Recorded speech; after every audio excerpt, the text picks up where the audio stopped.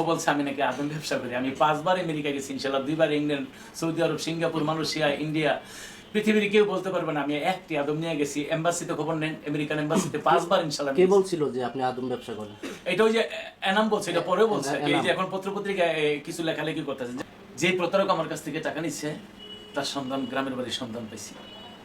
তার গ্রামের বাড়ি, আমি আগে হবিগঞ্জ বলছিলাম, ও 2টা বিয়ে করছে। একটা বিয়ে করছে হবিগঞ্জ, ওখানে এই ব্রাক ব্যাংক থেকে আমাদের যে টাকাটা নিচ্ছে।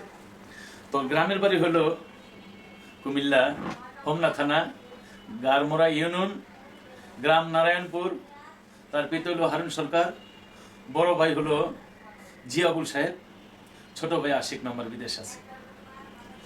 আমার যারা যারা আমাকে সহায়তা করেছেন তথ্য দিয়ে, তাদের প্রতি আমি কৃতজ্ঞ থাকিব। আর যে প্রতারক আমার টাকা নিচ্ছে, বর্তমানে নিউ ইয়র্কে থাকে, জ্যাকসন হাইট। ঘটনাটা খুলে বলি কিভাবে আমি টাকা দিলাম। আমি এই নিয়ে 5 বার ইনশাল্লাহ আপনাদের তো আমেরিকা গেছি, 2 বার ইংল্যান্ড গেছি, অন্য দেশে গেছি। তো 5 বার যেহেতু আমেরিকা যে আমার ভাই বন্ধু তো অনেক আছে। তো বাউল শিল্পী কালামিয়া ভাই, তিনি বলেন লতিফ ভাই আমরা এই জ্যাকসন হাইটস ড্রাইভার সিটিতে ওখানে বসে সময় দিই, বলো যে আসেন একটা জায়গায় নিয়ে যাই। সে এই বাউল শিল্পী কালামিয়া ভাই, সে সাদা মনের মানুষ, খুব ভালো মানুষ। তিনি সরলভাবে আমাকে নিয়ে পরিচয় করে দিলেন এই এনামুল হক সাহেবের সাথে, যে উনি লয়ার। ঘরে ঢুকেই দেখে একটা বেহালা বাজায় কে, এনামুল মিয়া বেহালা বাজায়, শিখায় কে কালামিয়া ভাই। আর এনামুল হক সাহেবের সাথে পরিচয় হওয়ার পরে বলেন গুরু গুরু গুরু গুরু। আর বিশেষ করে আমাদের বাউল শিল্পী বৃন্দ পৃথিবীর যেখানেই থাকুক, একটা ঢোল, একটা হারমোনিয়াম, একটা বেহালা থাকলে সে যত দূরেই থাকুক, আমি মনে করি সে আমাদের শিল্পীদের আপন। বেহালা যেহেতু তার কাছে আছে, আমি বেহালা শেখাবো, কালামিয়া ভাই বেহালা শেখায়। সে 90 বছরের পরিচয় যেমন 90 সেকেন্ড হয়ে গেল। একটা পর্যায়ে গিয়ে সে লয়ার, কথা হইল, বসলাম, আদর আপ্যায়ন ভালো করলো, গুরু গুরু বলে ডাকে। একটা সময় কথা হলো, আপনি 5 বার আসেন, আরও তো শিল্পীরা আসতে চায়। হ্যাঁ, শিল্পীরা আসতে চায়। শিল্পীরা আমাকে বলে সরকার সাহেব আপনি বারবার যান, আমাদের জন্য একটু ব্যবস্থা করে। যে পৃথিবীতে আমেরিকা হলো অনেক বড় একটা রাষ্ট্র, কেউ গেলে তো আমার কম পড়ে যাবে না, চলো। তো সেখানে এনামুল ভাইয়ের সাথে কথা হলো, উনি আমি আর ফখরুল ইসলাম সাহেব, তিনি জ্যাকসন হাইট খামার বাড়িতে উনি ক্যাশে জব করে। উনি খুব ভালো মানুষ, ভালো মনের মানুষ। এর মধ্যে জয় ভাই সাহেব থাকার কথা ছিল, আমার বন্ধু শ্রী মাধব জয় ভাই সাহেব, উনি বিশেষ কারণে থাকতে পারলো না। তো আমরা 3 জনের পার্টনারে এই যে শিল্পীর ব্যবস্থাটা আমি বাছাই করি। আর এনাম সাহেব উনি হলো লয়ার, আর ফখরুল ইসলাম সাহেব তিনি আমাদের সহযোগিতা করবে, কারণ ওখানে শিল্পী গেলে অনুষ্ঠান করতে হবে, দোকানপাট বসবে, অনেক কিছু। একটা পর্যায়ে গিয়া আমার ফখরুল ইসলাম সাহেব তারা প্রথম $1200 না $1300 দিল। পরবর্তীতে তার থেকে $200-300 আরও নিচ্ছে। তারপরে আমি বাংলাদেশে চলে আসলাম। বাংলাদেশে আসার পরে আমি ওনার সাথে কথা বলি, কথা বলার সাথে কাগজ ফাইল যেটা শিল্পীদের দিলাম, শিল্পী কে কে দেখেন। ও বলছে আমি নাকি আদম ব্যবসা করি। আমি 5 বার আমেরিকা গেছি ইনশাল্লাহ, 2 বার ইংল্যান্ড, সৌদি আরব, সিঙ্গাপুর, মালয়েশিয়া, ইন্ডিয়া। পৃথিবীর কেউ বলতে পারবে না আমি একটি আদম নিয়ে গেছি। এম্বাসিতে খবর নেন, আমেরিকান এম্বাসিতে 5 বার ইনশাল্লাহ। কে বলছিল যে আপনি আদম ব্যবসা করেন? এটা ওই যে এনাম বলছে, এটা পরে বলছে। এই যে এখন পত্রপত্রিকায় কিছু লেখালেখি করতেছে। যাই হোক, আমি যে শিল্পীগুলি দিছি, আমি বললাম লতিফ সরকার, আমার শ্রদ্ধেয় বড় ভাই, আমি যারা ওস্তাদের সমতুল্য, আমার হৃদয় স্থান দিছি, জনাব পাগল মনির সাহেব। তারপরে লিপি সরকার 2 বার আমার সাথে আমেরিকায় গেছে, এইবারও জমা হয়েছে। রফিক সরকার সাহেব সাধারণ সম্পাদক আমাদের, উনি খুব বাংলাদেশের মধ্যে একজন বর্তমানে সুনামধন্য একজন শিল্পী। তারপরে শারফিন পাগল, পাগল বাচ্চু ভাইয়ের ছেলে। তারপরে রেহান আক্তার, ও গান করে। তারপরে হোসেন খান, তারও চ্যানেল আছে, তিনি নিজেও গান করে। এরপরে কামাল জমাদার, তিনিও গান করে, তার অনেক গান ইউটিউবে আছে। তারপরে ঢুলি হইল মিজানুর রহমান সিলেটের, ও একজন শিল্পী। তারপরে ঢুলি কামাল, ঢুলি আক্তার, এইভাবে আমরা একটা টিম সাজাই। এই টিম সাজানোর পরে ওর কাছে দিলাম। তারপরে একটা পর্যায়ে বললো, ওই আমার বন্ধুদের কাছে, আমার ওই বন্ধুরা বলতেছে 1 বছর হয়ে গেছে, গত বছর জুলাইতে আমি টাকা দিছি। টাকাটা নিচে অস্বীকার করছে। একটু আপনারা একটু দয়া করে, ও যে বলতেছে আমি টাকা পাই নাই, একটু প্লিজ একটু ভিডিওটা দেখুন, কল রেকর্ডটা শোনান। ওরকম কোনো ডকুমেন্টস আপনার কাছে আছে? হ্যাঁ, ডকুমেন্টস সব আছে আমার কাছে। আচ্ছা, ডকুমেন্টস গুলো আপনি দেখেন, আগে ভিডিওটা শোনাই, রেকর্ডটা শোনাই। আপনার ব্যাংকে ওনাকে টাকা দিছি ইয়াতে, আমার ব্যাংকে কোনো টাকা দেয় না, ইয়াতে বাংলাদেশে, মানে কারো তো টাকা ব্যাংকে ডিপোজিট দিছে, যে ওনার ব্যাপার। আমার ব্যাংকে কোনো টাকা দেয় না, আমি সেখানে দিছে। আপনি নাকি বলছেন দিতে এখানে, কোথায় দিতে বলছেন? বাংলাদেশে। এটা উনি ভালো জানেন, এই ব্যাপার আমি জানি না কোথায় দিতে বলছে। এটা কি না, এই ব্যাপারে আমার কোনো একদম নেই। কিছু টাকা দিছে, কার ব্যাংকে কত দিছে এটা আমি জানি না।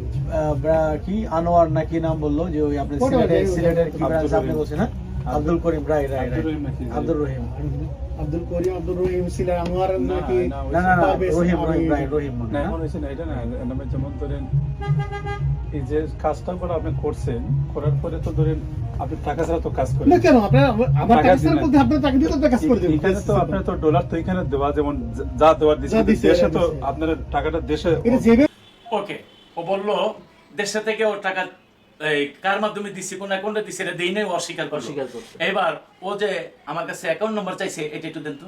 আসসালামু আলাইকুম ভাই, কাজ চালিয়ে যান। কোনো অজুহাতে কাজ বন্ধ করলে আমাদের সময়টা তো আবার ফুরিয়ে যাচ্ছে। আমি আপনাকে টাকা দিয়ে দিব, আপনি নতুন কোনো অ্যাকাউন্ট আগেরটাই দিব না নতুন অ্যাকাউন্টে দিবেন? আমি টাকা আপনাকে দিয়ে দেবো, আপনার কাজ চালিয়ে যান। প্লিজ আমাকে একটু জানান। ওকে, আসসালামু আলাইকুম।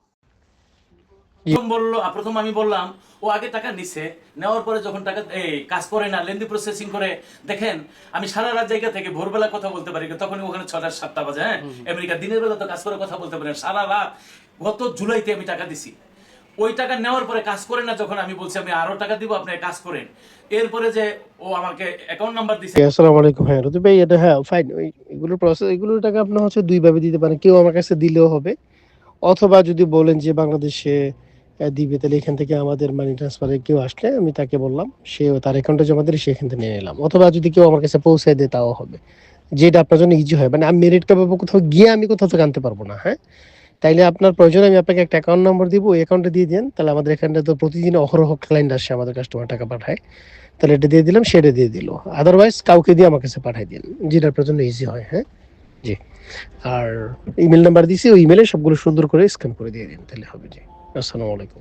আগে আমার বন্ধু শ্রী মাধব সাহেবের কাছে, ওখানে জনরে ধরছে ফখরুল ইসলাম সাহেব, বলছে আমার কেউ টাকা পাঠায় না, আমি কোনো অ্যাকাউন্ট নাম্বার দিইনি, আমি পাই নাই।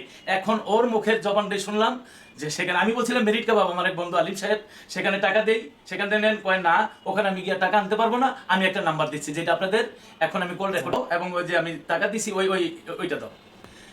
সুপ্রিয় আশেকান, এই যে দেখেন, এটা হলো ইউএস এনাম, তার নামে আমি সেভ করছি, এটা একটু জুম করে নেন।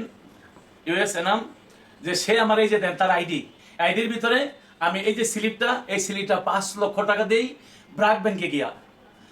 রহিম সাহেবের অ্যাকাউন্ট নাম্বার দিয়েছে, যার কাছে টাকা পাঠাইছি, উনি হইলো ব্রাক ব্যাংকে থেকে, মিরপুর থেকে আমি দিছি, এটা হইলো হবিগঞ্জ শাখার মধ্যে। এটা সাক্ষী ব্যাংক। ও নিজেও বললো যে আমি একটা অ্যাকাউন্ট, প্রথম বলছে টাকা দেই নাই, কেউ পাই নাই, এরপরে বললো আমি অ্যাকাউন্ট নাম্বার দিচ্ছি, আপনি টাকা পাঠান, আমি মেরিট কাবাব থেকে আনতে পারবো না। এরপরে আমি টাকা ছাইরা এই যে একটা 5 লক্ষ টাকা আর একটা 1 লক্ষ টাকা, 6 লক্ষ টাকা আমি মিরপুর ব্রাক ব্যাংক থেকে আমি পাঠাইছি তার হবিগঞ্জ শাখার মধ্যে। এর প্রমাণ হইলো এই যে ইউএস এনাম, মানে আমেরিকা এনাম, তার আইডিতে আমি জমা স্লিপটা দিয়ে দিছি, দেখেন আপনি এই তার প্রমাণ ব্যাংক, সে আমারে দিছে, ওই আইডিতে আমি তার টাকা দিয়ে দিছি।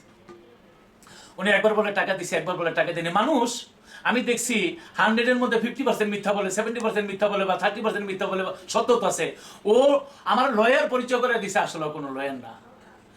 ও আমার থেকে টাকাগুলি নিছে, ও টাকাগুলি নিয়ে যে মিরপুর কুন্ডুদা, ইউএসএ কুন্ডুদা যে মন্দিরের মালিক, এই কুন্ডুদারের সামনে রাইখা প্রথম আমি বলছি, দাদা আমি, আপনি বললে আমি দেবো। কুন্ডুদা ওই দেশের মধ্যে বিরাট একজন ব্যবসায়ী, তিনি একজন মহামানব, আমি তার ভক্তি করে শ্রদ্ধা করি। এবং শাহক সাইদ ভাই সাহেব প্রথম স্পন্সরম্যান ছিল। এই সাইদ ভাই যখন কাগজ লেগে গেছে, সাইদ ভাই ভালো বোঝে, আপনি যে ওদেরকে আনবেন, আপনি লেবার সার্টিফিকেট কো, তখন ও লেবার সার্টিফিকেটই করে নাই, কিন্তু সাইদ ভাইয়ের কাছে ধরা খেয়ে গেছে। যাই হোক, ও আমারে এখন আমারে টাকা না দিয়ে, আমারে বিশ্বাস করেন, আমারে এই শিল্পী কথা শুনতে হয় একটা বছর, যেখানে 1.5 মাস 2 মাস লাগে। আমারে বলছে, বললেও এই প্রিমিয়াম করতে হলে $3,000 মতো লাগে, এমনি রেগুলার $1,1200 মতো লাগে, কিন্তু প্রিমিয়াম করে নেই, ও মানে ভিআইপি করে নেই, রেগুলার করতে গিয়ে কিন্তু সেই ফাইলের ভিতরে ওর কোনো ঠিকানাই দেয়নি। আচ্ছা আচ্ছা।